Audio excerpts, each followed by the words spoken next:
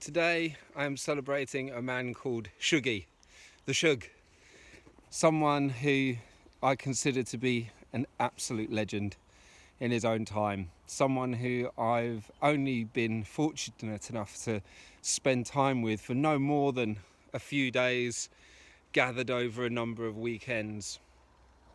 Weekends that were spent entirely in the company of men, because he's someone, an ally that I made through the course of doing some men's work. And he is a character that I found completely unforgettable, someone who I immediately took to heart. When I tried to think about why that would be, was it because he had me in hysterics straight off? Well, we laughed together, but it wasn't as if he's the joke cracking, immediate ball of humour to get everything going. And yet, why was it that I was so magnetically drawn to this guy? He is all heart. He's definitely got a lot of humour, but he is all heart.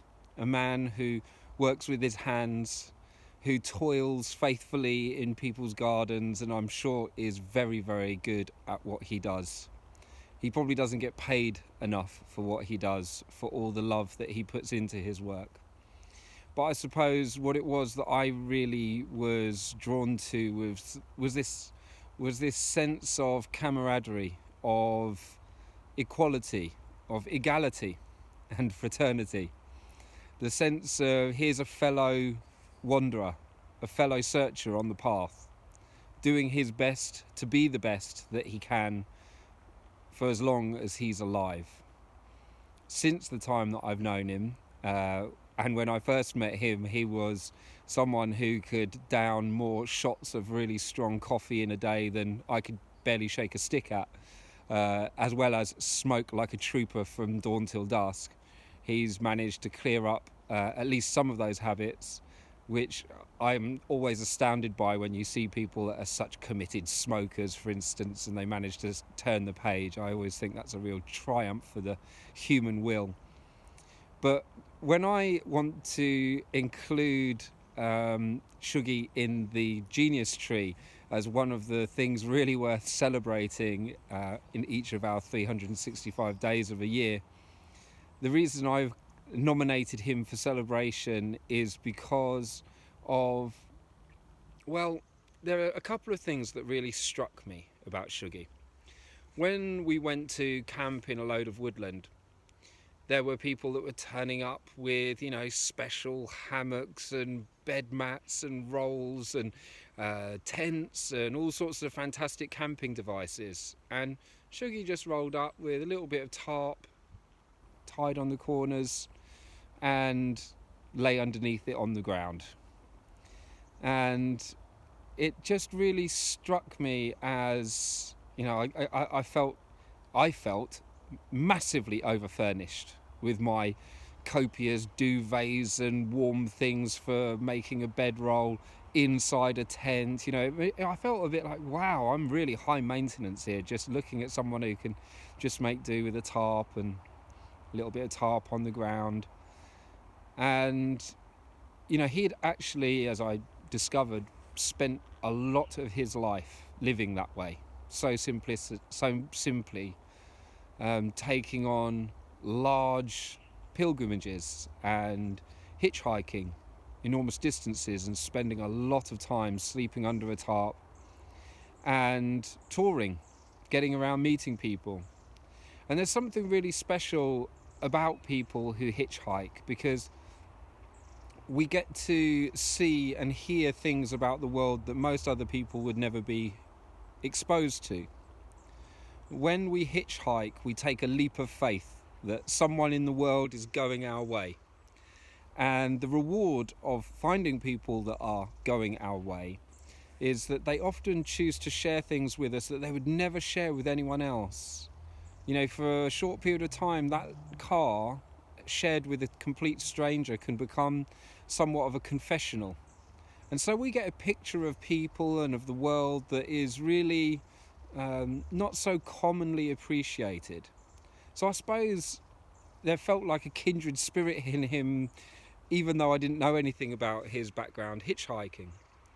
But one of the other things that really bowled me over by him is that he'd spent a considerable amount of time busking in his life. And I've spent some time busking, and to be honest, I found it really, really challenging, because it's very easy to find people looking down at us. You know, one has to have a pretty thick skin to tolerate sitting on the ground and holding space, you know, playing music, trying to share something from your heart in a public space. I think something's changed in our culture, especially in the last 20, 30 years, which make it even more challenging perhaps than it ever was.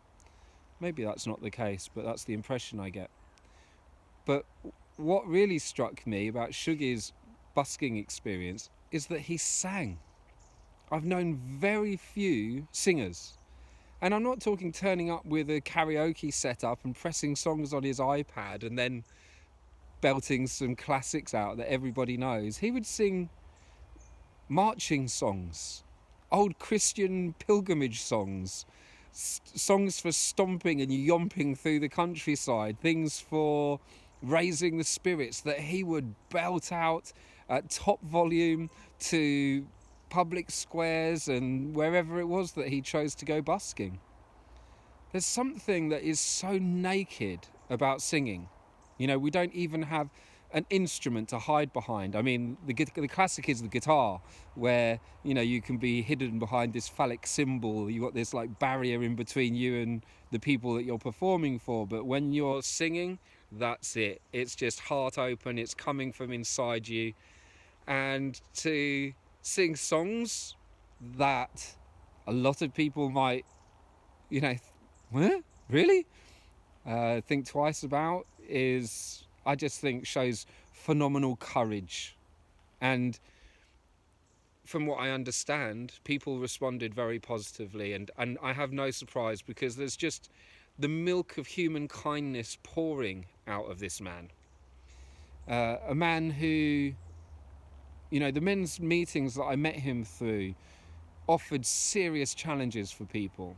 Proper encounters with the unknown, proper initiatory experiences that really have the capacity to push you to your limits. And Shughy's presence was just this comforting warmth that, where you could tell he was there for every man, there to extend a hand, to just be there in brotherhood with people when at times they may have been struggling. So I want to take this moment today on Shughy's birthday to celebrate him and to honour him for his presence in the world, to thank you for all the contributions that he makes. I am sure that the people that he does gardening for, and I know amongst them there's got to be plenty of old ladies and old couples and old men who are probably super grateful for the honesty of this man that comes to their house and looks after their garden for them now that they no longer can. I really deeply miss him, and more than anything I miss being able to sing around a fire with him.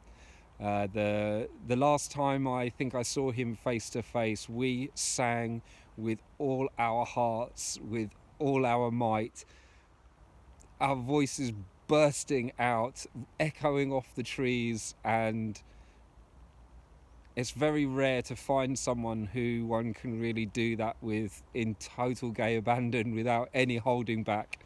And Shughy is definitely the man for that. I wonder if he's spent time on the football terraces over the years, but he's an absolute classic. And for all I talk about him being the milk of human kindness and all of that, he's a tough guy too, and getting the opportunity to wrestle with him and feel the strength of his might is something that I will never forget either. So today, Shughy, celebrating you, mate. If only everybody had as much courage, conviction, and as much love and as much humour as you do. Take care, mate.